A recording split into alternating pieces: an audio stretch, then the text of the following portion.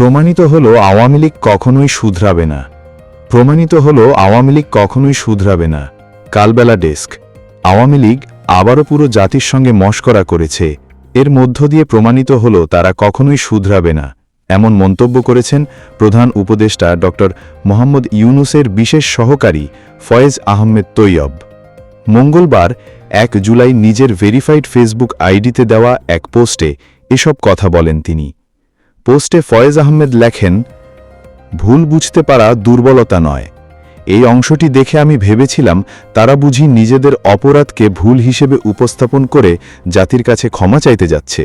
পরে দেখি না, তারা আবারও পুরো জাতির সঙ্গে মশকরা করেছে। এর মধ্য দিয়ে প্রমাণিত হল আওয়ামী লীগ কখনোই শুধরাবে না।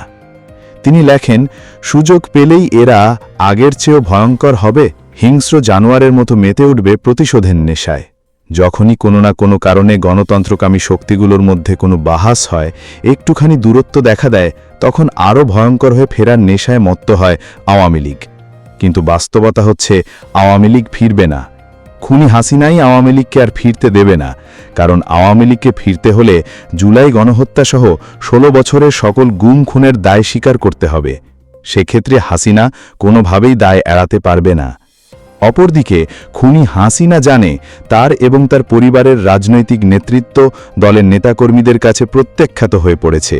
সুতরাং আওয়ামী লীগকে ফিরতে হলে নতুন ব্যবস্থাপনায় ফিরতে হবে, যা হাসিনা তার জীবদ্দশায় হতে দেবে বলে মনে হয় না।